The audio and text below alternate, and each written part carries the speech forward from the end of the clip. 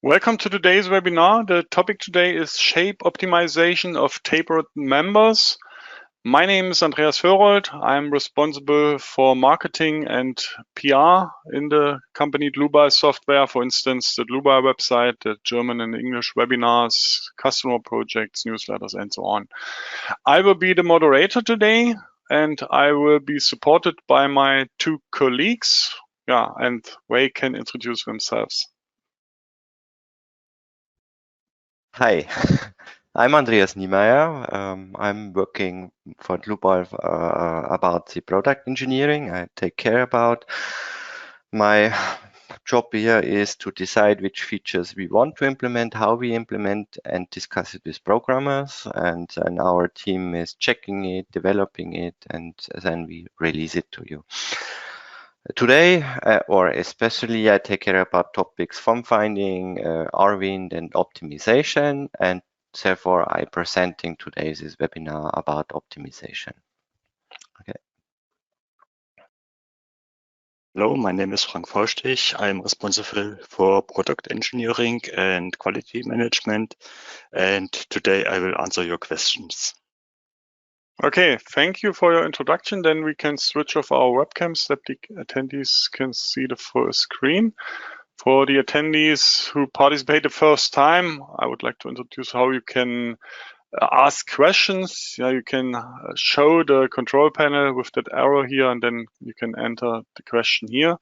And Frank and me will answer you. If you don't get an answer during the webinar, because there are too many, you will get an email afterwards. The other way is to watch the entire webinar and then email your questions to info@dlubal.com. Okay, then I hand over the screen to Andreas. Andreas, it's your turn.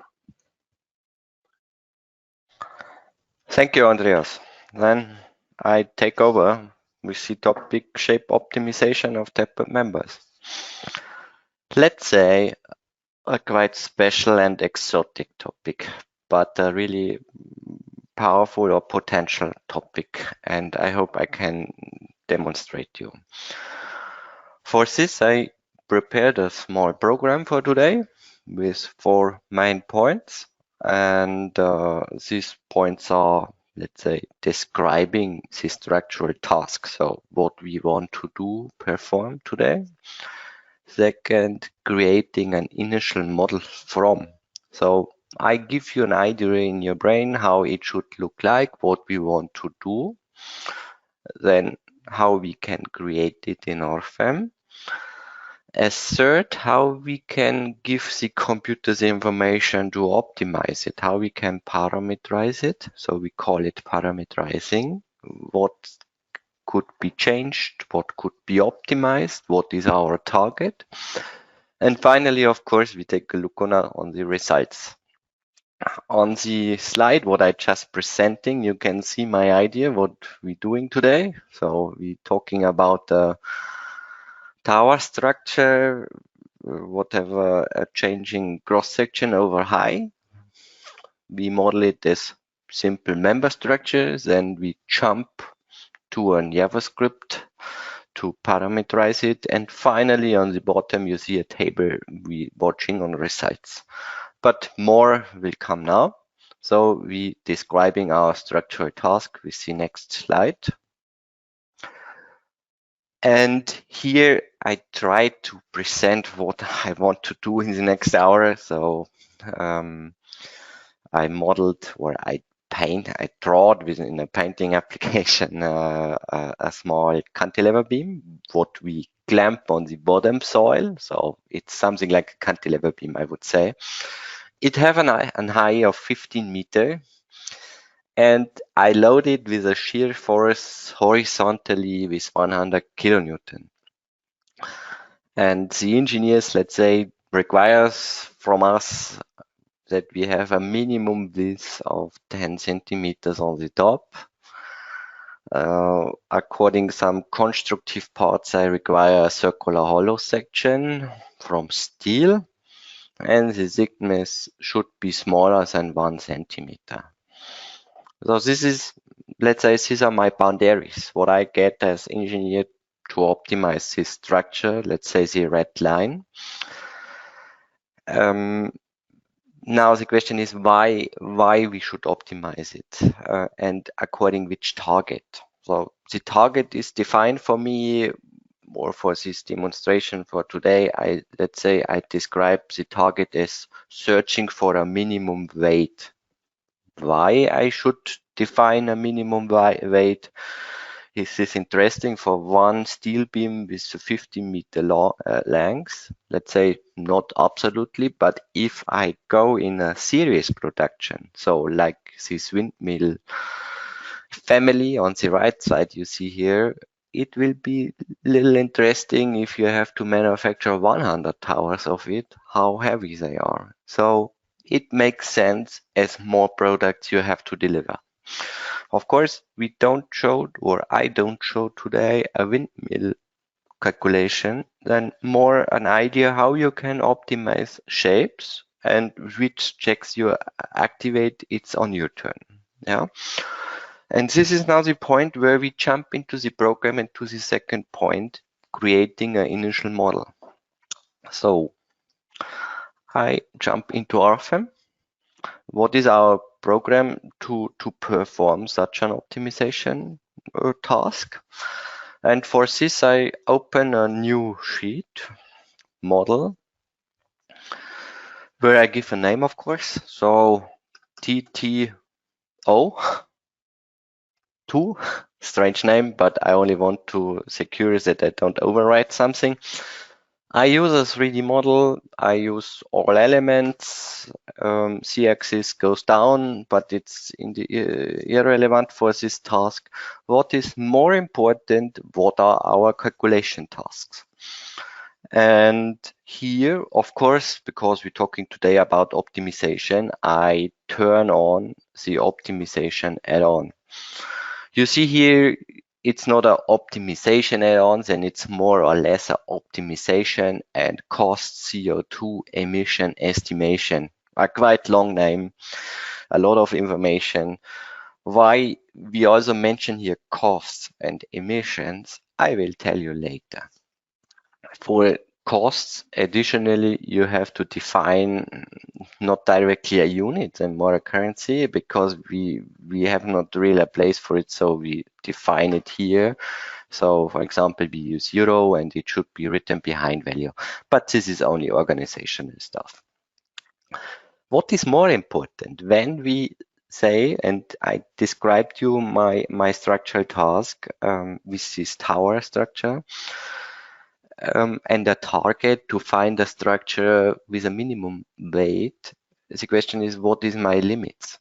We can say it's deflection according any standard, or yield stress, or whatever. So this is now your turn, which design checks you activate here. If we activate stress strain, the optimization considers stress strain. If I activate also steel design, it also considers steel design according to the standard what you check here. So it's really powerful what you do here now. For my demonstration today, I only activate stress strain check. So all shapes what we optimize today with this setting are valid, have a valid stress strain check. So this is the condition what happens when I check this option here. So I jump into the program and we receive a typical RFEM screen with, let's say, graphic, table, and navigator, and on top some toolbars. And now we start to model or creating this initial model by drawing or defining, specifying the boundaries what we got in this sketch. So I use my XZ plane.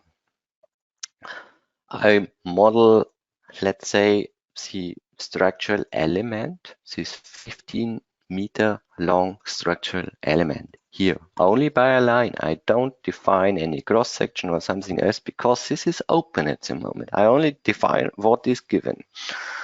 We have some clamping on the bottom, let's say fully compatible support. So I take over bending moment, shear forces, normal axis forces, all 3 forces, and 3 rotations should be fixed here on bottom.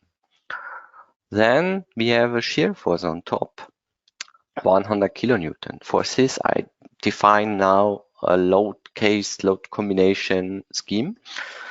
And I open here the load case combination settings and start from the base tab. Here I deactivate the wizard because for my task today, I only want to optimize it for the 100 kilonewton shear force on top. Of course, we can use more, but it only eats more time. For showing you the logic, it's absolutely okay. The next is, of course, load case. We give here maybe horizontal load, a name. We deactivate surface because this is uninteresting for this demo. We say, for example, here it's coming from wind. And now we creating a design situation for the stress check.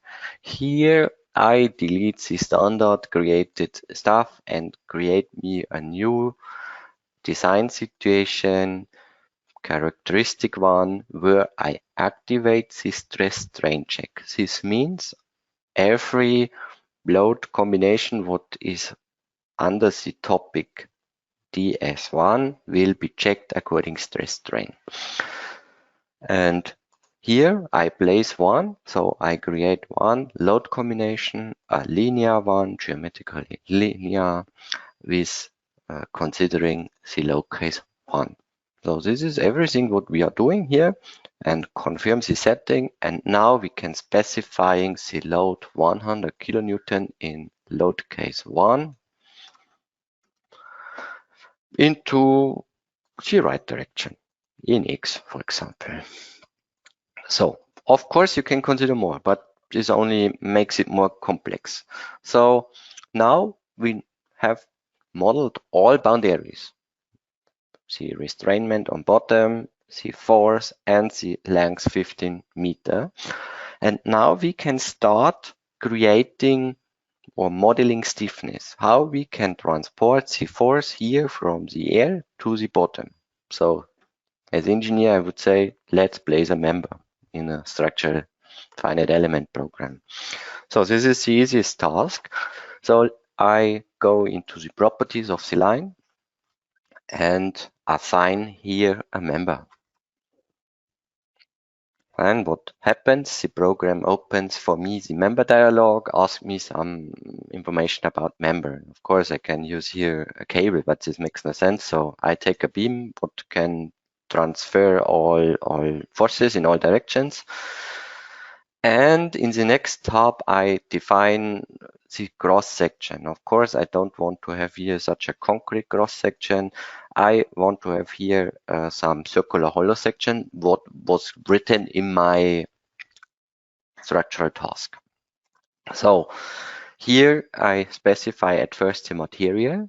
I open the library and delete the filter and write, for example, here S355 material according Eurocode, and I select this steel because this steel have, for my task, I believe, a good yield strength where I can go to the upper limit, and this is maybe my condition what I want to use for my optimization. Of course, I can optimize also different materials if you see this long list, but I fix this as fixed variant. So I select this steel, and now we assign here a cross section, a circular hollow tube section from steel, it's blue. And now we coming to the first point, and the plan is where we have to define two properties. So a diameter and a thickness. The question is, what should I change? The thickness or the diameter, or is this already enough? Should I increase it, decrease it? I not really know it, let's say.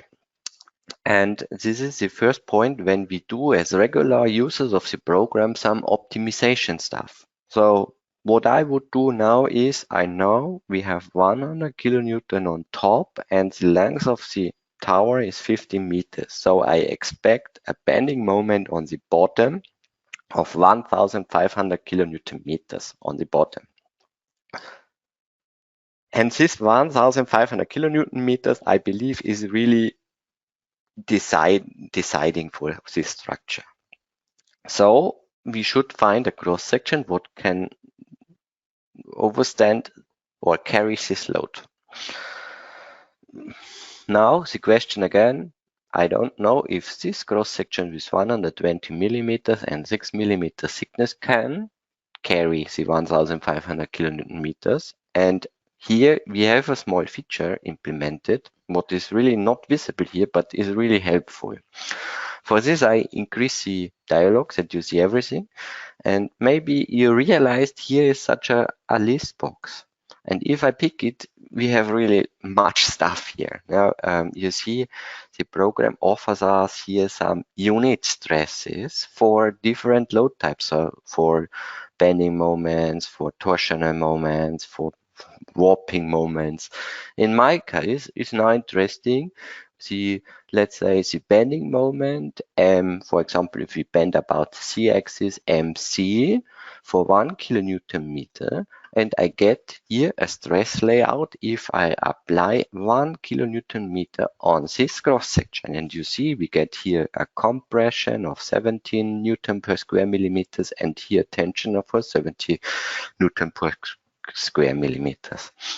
And this information helps me now to find a cross section for this 1,500. So if we know we have a yield stress of 355 Newton per square millimeter, and I divide this by 1,500 kilonewton per meter, I get a new unit stress of, let's say, 0.23, 0.24, so around about.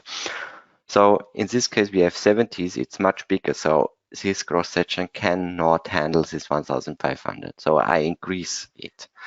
So for now, I try to find a good cross section and I fix, for example, here 10 millimeters.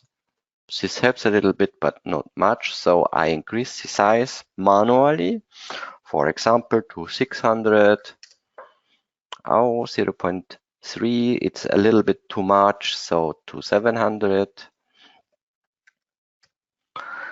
0.27, but we need 0.23, so let's increase it a little bit more, and we see, oh, now 0.23 unit stress. So this cross section should hold our bending moment. Let's try. After our first optimization steps, what we did manually, of course. So let's run stress strain check. And you see, so the program is calculating internal forces, is doing stress strain check, and finally you get here a stress ratio curve. We can increase the stress ratio curve, and you see, oh, super. We have a utilization of almost 1 because the unit stress will fit exact our value. So this was our first optimization, and we can think, oh, now our job is done. We optimize the structure. This structure have a weight of 2.7 tons. Well, I have no feeling, is this much or not? Let's think about. So maybe we try a second variant to see if this is a good solution or a bad solution. So I open now the cross section again, section here, and let's change now the thickness to, let's say, smaller than 1 centimeter. So for example, 6 millimeter. You see unit stresses increase, so we have to increase again the diameter to get a matching of our unit stress. So we increase it to 800, it's still too big, to 900, still too big, to 1000, Now we find a solution. It's smaller than 0.23, so let's take it. But now I expect not the utilization at 100% and a little bit, maybe 90 or whatever. So let's place it. Now the blue shading is a little bit bigger, but let's run the stress check again. You have to calculate the the internal forces again because we changed the stiffness stress check, and now we're 90%. So utilization is not complete 100%, but we get a valid design. So it's good. Now let's check the weight and center of gravity tool, and we see now we have a weight of 2.2 tons. So we saved, let's say, almost half a ton. So the question appeared, our previous design was not so good. We can handle the forces, we have a better utilization, and it's not so heavy. So now the question can appear, is also this 2.2 ton solution good or not, or do we have more potential to optimize this structure? And for this, if I watch this diagram, maybe I would say, okay, on the bottom we have a utilization of 90%, but on the top where I have this big cross section, I have almost 0. So is this a good design? I don't think so, because I believe it's a good design if I use on every X place of the member the full utilization. So we can decrease the size on top. Let's try it. So we change the cross-section distribution over length. For this, we offer in the program here below the section tab of a member a distribution type. And you see we have here uniform, what is constant over the length, but we have also here linear, where I can change the cross-section linear over the length, or here maybe tapered at both sides for a steel frame on one side, on the left and right, maybe in the middle. Here some offsets on left and right, and so on. And I can promise you our team is working and you will receive more types here. But let's use the simplest distribution, the linear distribution, and say, okay, we have a different cross section on node J, and let's open here the library, go again into the cross section of circular hollow tubes, assign here our steel, and use here again these unit stresses to find a good cross section on top. So what is our condition on top? We have 0 bending moment, so I don't have to check here bending stresses, because on top I have, let's say, no bending moment because I introduce only load. So we have a shear force. So if we want to check shear force in Y direction, in X, Y direction, so open the scheme here.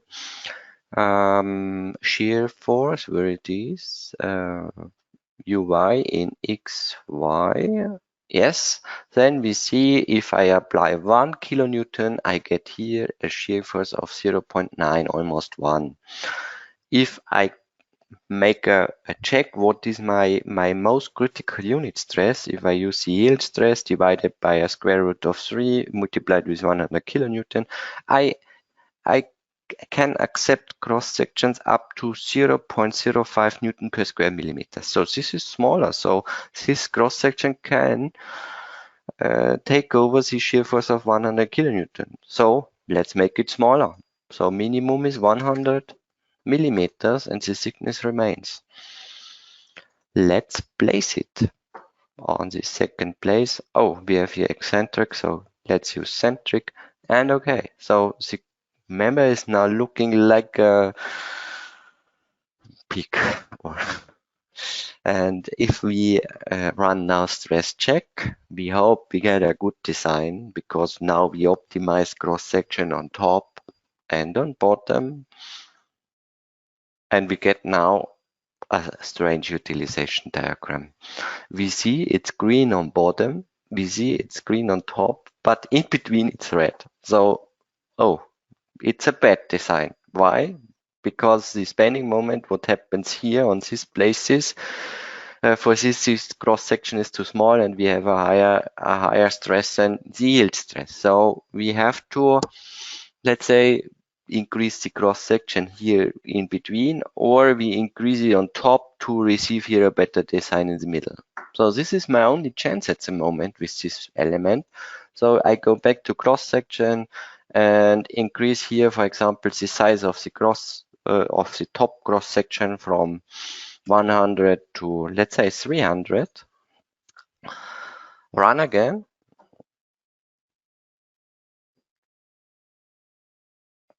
And I still want to say this is a manual optimization what we are doing. We're changing values with the hope it fits. And oh, unfortunately, it don't fit. We get a utilization 10% over the critical limit. So let's make it a little bit bigger, maybe 350.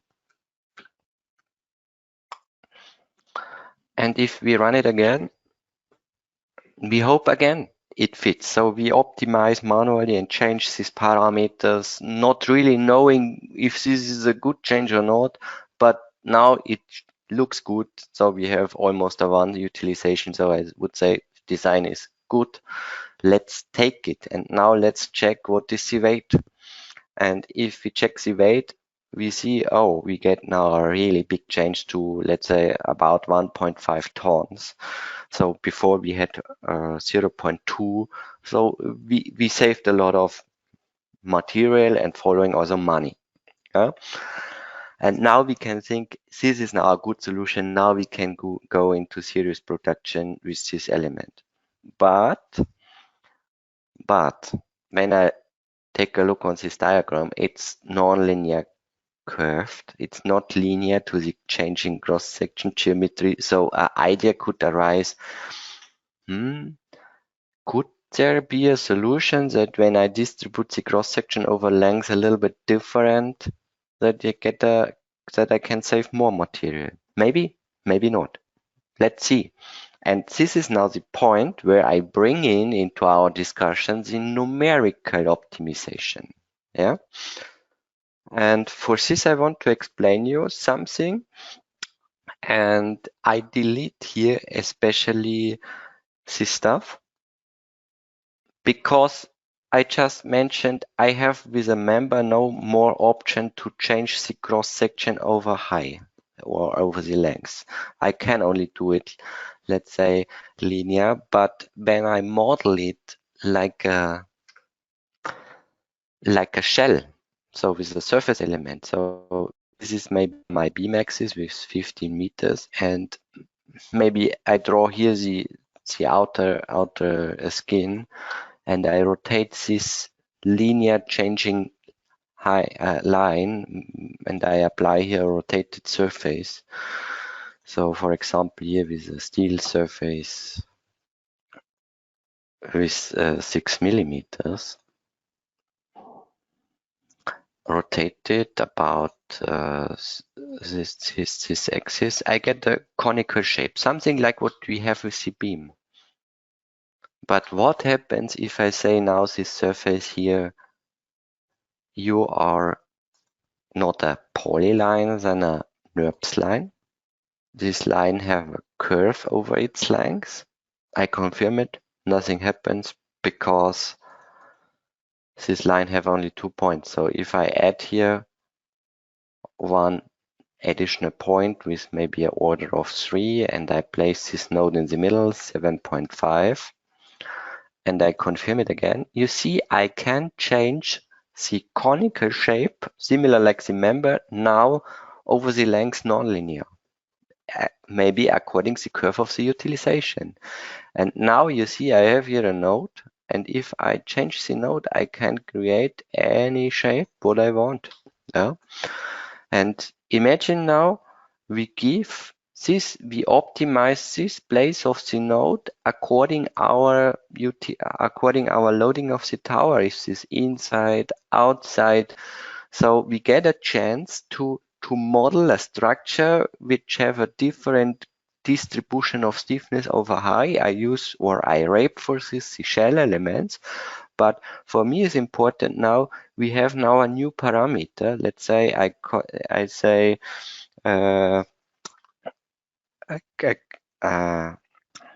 what is the right name? Not consistencies. It's moment. I have to search.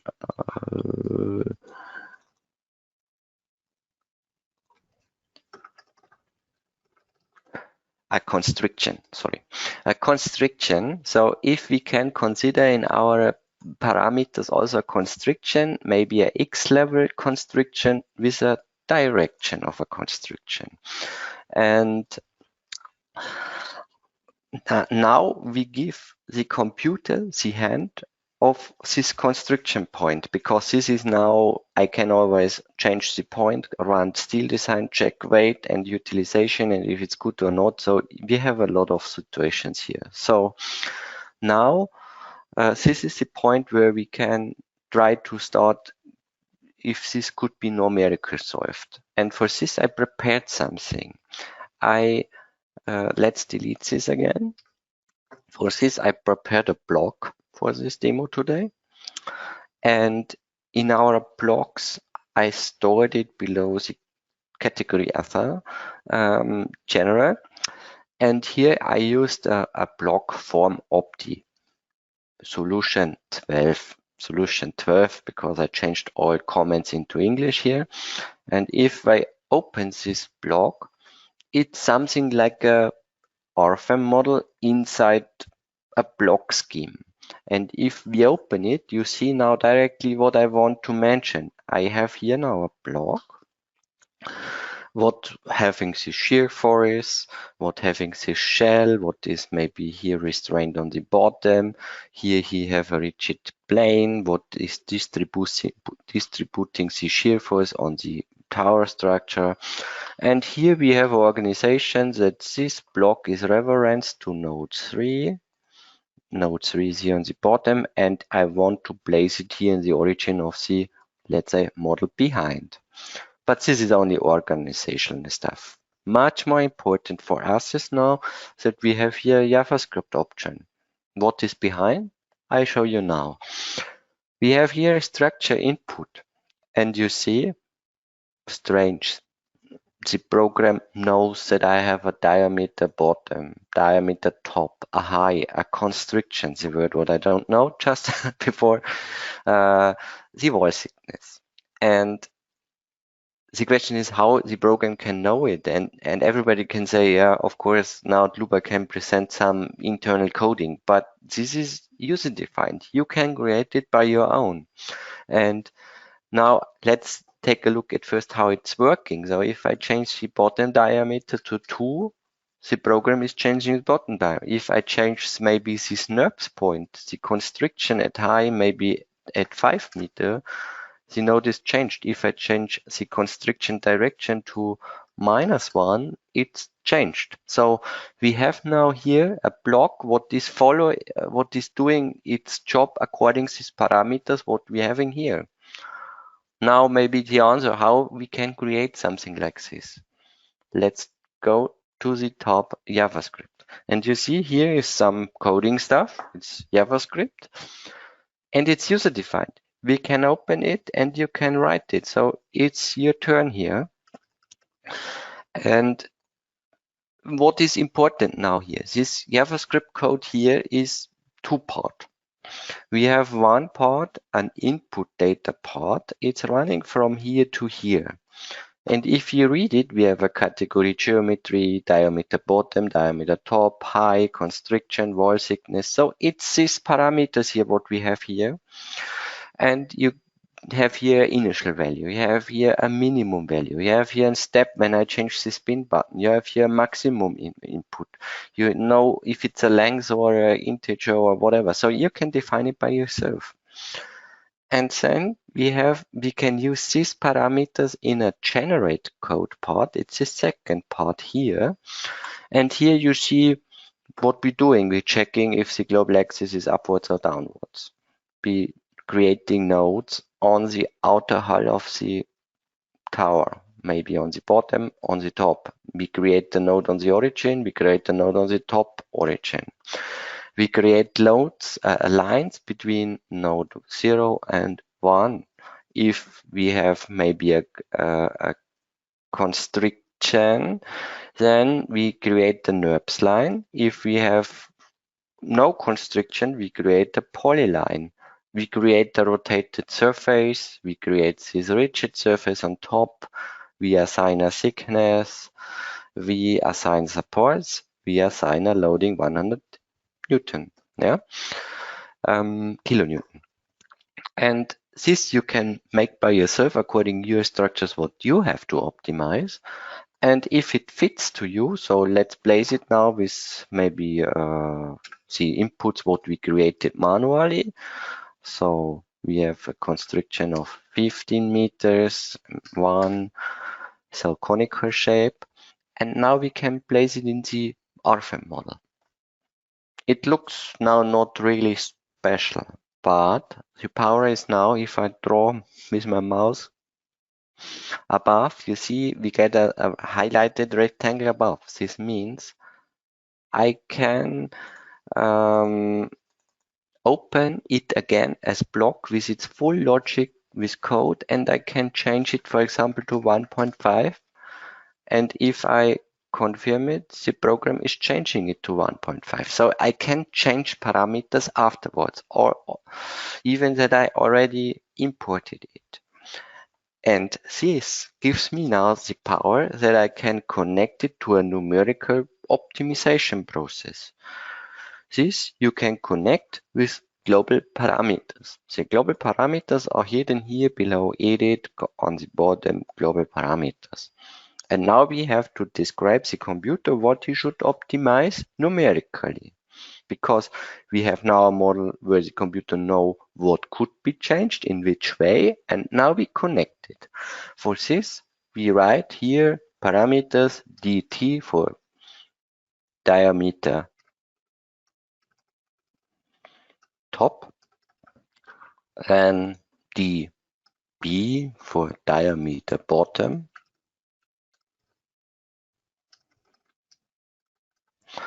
then wall thickness, dw for wall thickness,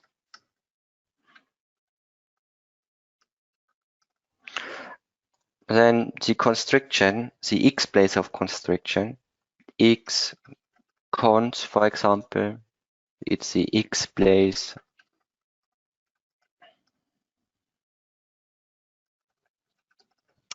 And finally, the direction of the constriction, so deconstriction, direction constriction. Yeah. So now the question could appear, why I define now all parameters again in this list here, all sort, I already have it here in my block. Form opti solution 12 here. Of course, the question could be, but you have to know that this is the block. It's working for this independently. And now I have to connect it to my global RFEM model. And for this, I specify these parameters a little bit more. I define now the definition type. And this is the first part when you see the effect of the optimization add-on when you activate it, because then you have these optimization types. I say here the optimization. Now you see it's going red. Why? Because you need more information. The initial value is now here. It was the top 0.35 we optimized previous in our manual optimization. And now we have to say it should run from 0.1, 10 centimeters. So we go in negative direction with 25 centimeters, so also upwards. So let's say 0.6 meters, and we have steps of 10 centimeters. So the program can use 0.1, 0.2, 0.3, and so on until 0.6. For the bottom diameter, we do something similar, optimization, and we say initial value is 1 meter. And the minimum, let's say we want to let at 1 meter, and we let it increase until 1.5 meter with steps of 10 centimeters again. So for wall thickness, we place here 6 millimeters. And we say minimum could be, let's say, 0.4, maximum 1 centimeter, what was given, so 0.01. And to be near practice, let's jump always 2 millimeters. And now for the constriction, it's a X place. We know when the constriction is exactly the height, it's a conical shape, also for the 0 coordinate. So let's place it at 1.5 meters. And let's allow him to run from 0.5 to the high 15 with a jump of 1.5 meters.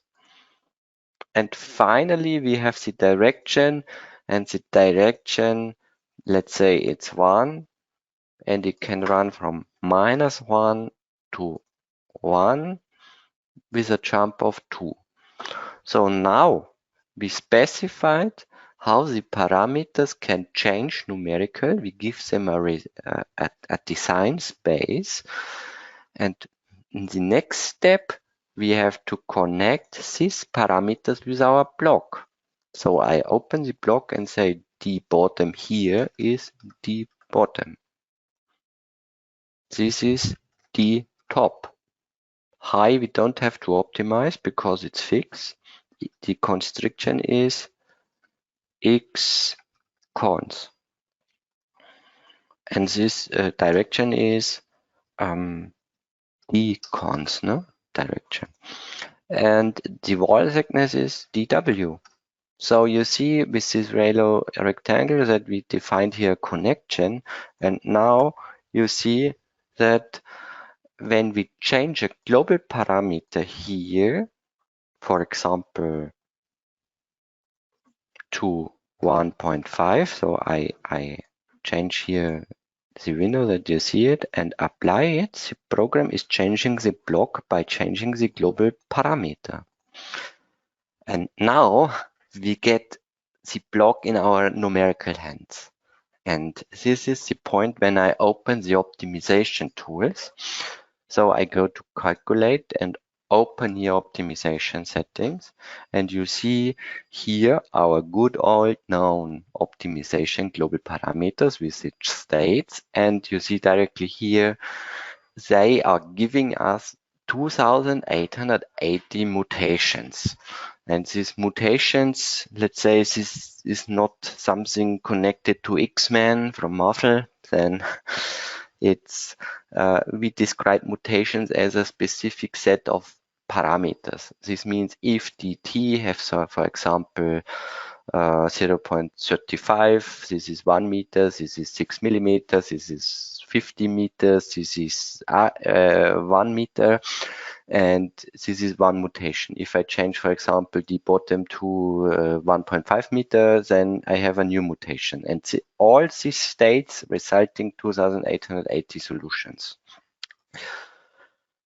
To get the best result, for example, the mutation with the lowest weight, I have to calculate 2880 solutions, what means for me 8 hours. Because for one solution or mutation, the program needs 10 seconds. You have to calculate the internal forces, the stress check, and then this takes, for example, 10 seconds. If I use it with factor 2880, I have 8 hours. Only to know in mind. Yeah? Now, optimization. This is what is possible. And now you can imagine if I do some runs, I'm not interested in every single run, so I can force the program only to write down the best fit models. So here is written 20, so I get the best 20 solutions. Then, if I do an optimization, we just mentioned in begin, the target is minimum weight. but it could be something else. It could be also minimum displacement, minimum cost, minimum emission, whatever, what you select here. So the question is, and I mentioned it in the beginning, how the program can know the cost or emission. That's really easy to describe. This activation of this add-on, of this optimization add-on, we got here below the material properties, here some options, estimation and cost. And if you see here cost, you can specify unit costs for members, per weight, per volume, per surface, and also for surfaces. Now here is a standard value of 1, but if I change it to 1,500, you see the costs will be updated according to these unit costs. Yeah, and if I say maybe painting cost also 20 euros per square meter, we can increase also the values here according this input. And you can now imagine if I change the diameters bottom and top, the figure will change according this quantity what we have from our geometry itself. And now if I do optimization, I can also rely on this total cost or according to this total emission, where I can define per weight I have this and this emission. So this allows you to set up a specification according emission or cost. We instead using today minimum weight. Now, as next, we get here a optimizer setting. The program gives us 3 options, all mutations. This is, we call it internally the slave method. This is, please calculate 2880 solutions and give us finally the best fit results. Of course, it takes 8 hours. I did it last weekend. Yeah, on Saturday, the computer did this analysis. Therefore, I know 8 hours. Of course, if you increase parameters, you will get more and more, maybe 1 million mutations. And if you have more low cases, even the single calculation takes more. So we can also speak about days and weeks. Yeah. So at any point, if you get more parameters, it makes no sense to calculate according all mutations. Then a second method is coming that you say maybe 10%, so you can change here percent of mutations parameter. For example, 10%, you try to find within selecting randomly in the result space 2880 mutations to find a good solution. But this is random. It could find something, but it don't have to. And here we get finally a third option to optimize all these. It's called particle swarm optimizer, where you can also define a percent of mutations. What is behind? I want to explain it to you now. For this, I prepared here such as picture where I defined a diagram, a result space diagram. So if we use the slave method, all mutations, then the program would calculate following. So I use here these purple stars, possible parameters, and imagine the diameter bottom have this solution, and then the program changing the top parameter and going upwards. Then it tries another bottom diameter, maybe it increase it to 1.1 and increase then the top parameter, and so on. So you can imagine this results finally 2880 stars, purple stars, and this takes 8 hours. What takes long? Therefore, we have this particle swarm, so I delete this, and now the program is going in another way ahead. So it selects random solutions, for example 2. So this is internally, but let's say we start here for explanation with 2 randomly placed parameter sets. So maybe you see this bottom diameter and this top parameter, and maybe this solution. And now imagine, or the program thinks this is something like a bird in the air or a fish in the sea in a swarm. So what is common with such a swarm is that these individuals don't swim away from the others. So it remains in a group, yeah, together. What is also common, they are not staying at the same place, they are moving, yeah. And if they are moving, this means for the program, it gives the individuals, let's say, a specific randomly defined direction and or speed in result space. Okay. And this means now when we checking the weight, like you saw it before, when I right click on structure, we see this is a good, a bad solution. We have here now also a expected optimum region. So I say, okay, the expected optimum region is, for example, let's say here, yeah. And if the program is checking now the data for the next, now the positive effect is coming. So we checking the next variant here and here. So if you check if this is good or bad, he see, okay, this star is a little bit closer to the optimum, so it gives us a smaller weight. So he knows, okay, this solution is a local optimum. And here he sees this is maybe, okay, this is a local optimum. But finally, he realizes also this star is closer to our optimum. So this weight is smaller than this. So this is the global optimum. And now he has to decide in which direction the bird or fish is swimming. And he swims, let's say, here in his local optimum and global optimum. So he swims back. Yeah. And this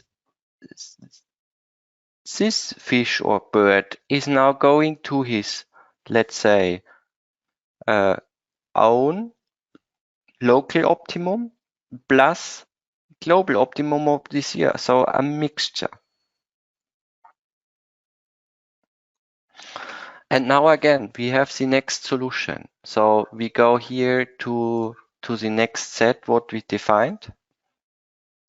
And you see now this solution is the next, let's say,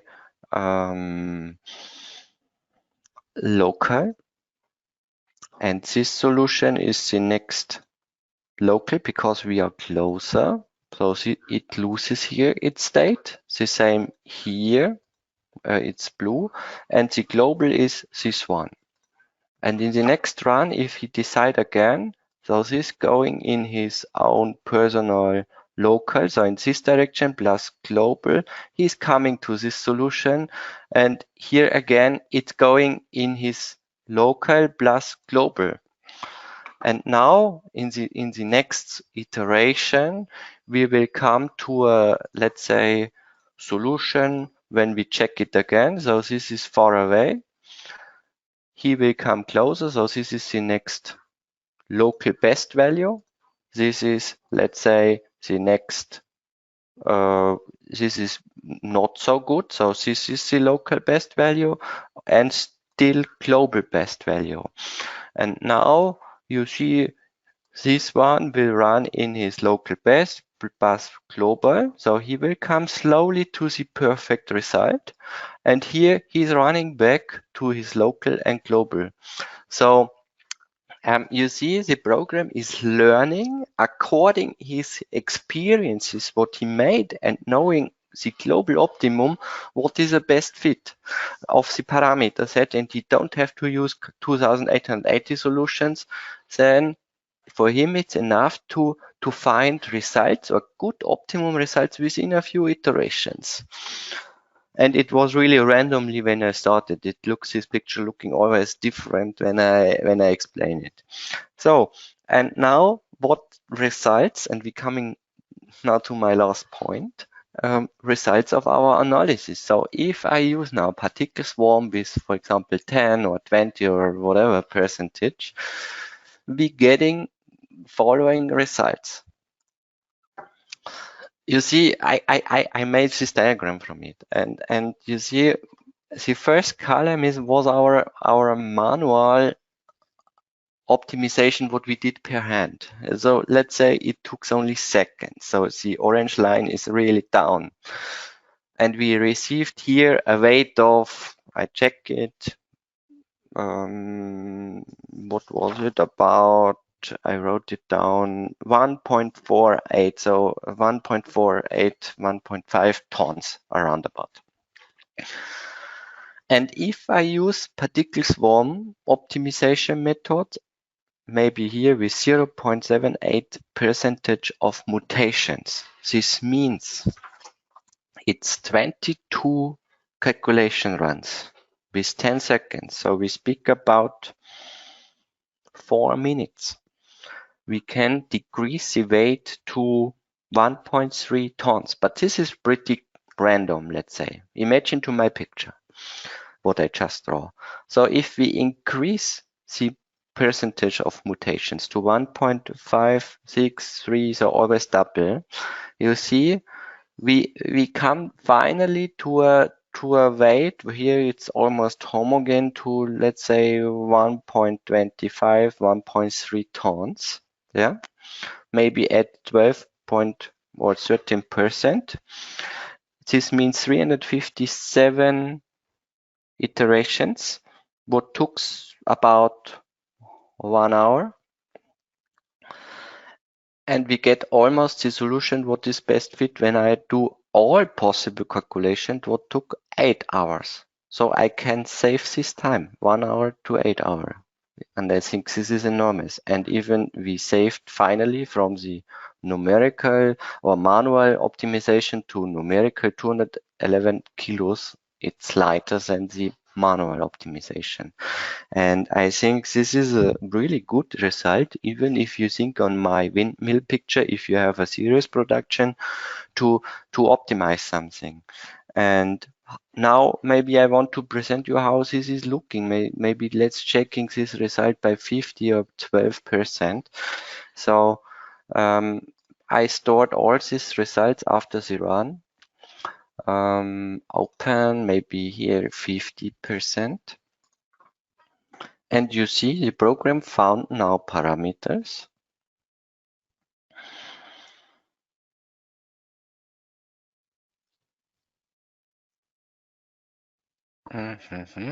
Now, here you have to activate the table and you see optimization that the program found within the 350th solution a target value of 1.25 tons with a diameter of 40 on top, on bottom 1.3 meters, thickness 4 millimeters, constriction no constriction, it's conical because it's 50 meters, and the direction is irrelevant because it's conical. The solution 149 gave us a similar value. It's the same weight, the same diameter here, same thickness, same constriction, therefore only the direction is changed, so it's nonsense, let's say.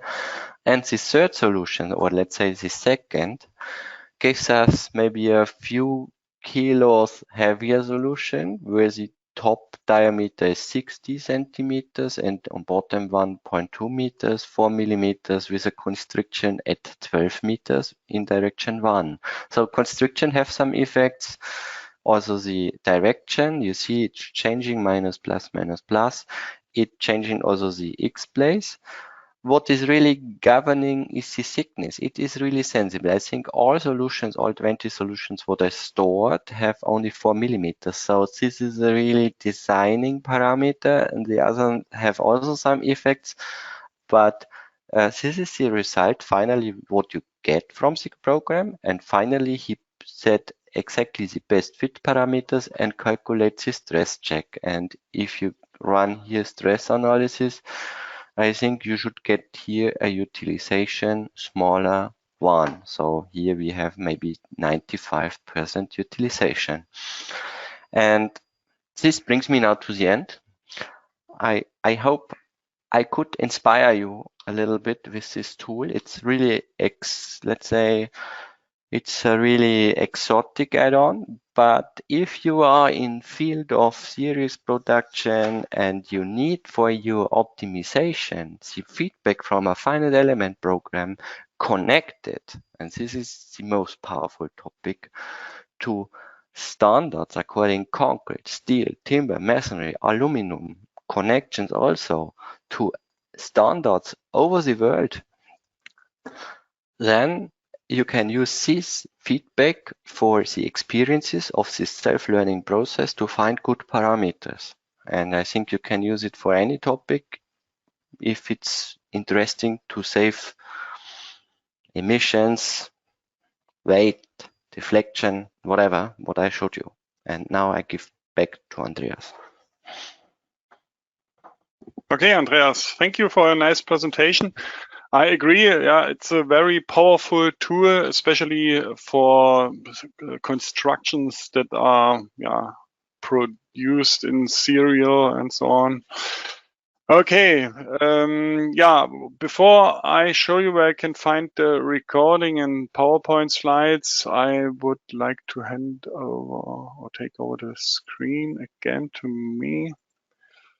If you want to book your free product demonstration for this add-on or for other add-ons or for RFEM 6, RSTAB 9, RWind and so on, just contact our sales team, or when you want to get a non-binding offer for our products, just contact them with that link here, or you can also scan the QR code.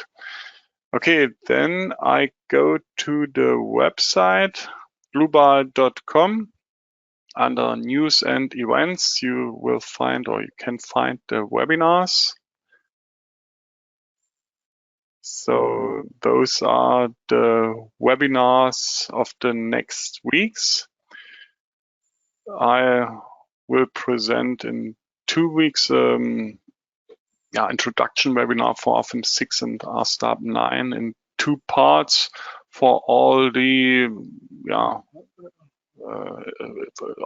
that are interested in our programs, or if you use RFEM 5 and RSTAB 8 and you want to use an upgrade or to do an upgrade, for those people I recommend these webinars. So that's today's webinar, and in the next days you will get an email with a link to that page, and then you can find the recording here in the middle. The presentation slides are already there. You can download them, and also the model is already downloadable. Okay, then I thank you for your attention. Thanks to Andreas Niemeyer for the nice presentation, to Frank Faustich for his support. I wish all a nice rest of the day. I hope we meet each other in future webinars, and have a nice day.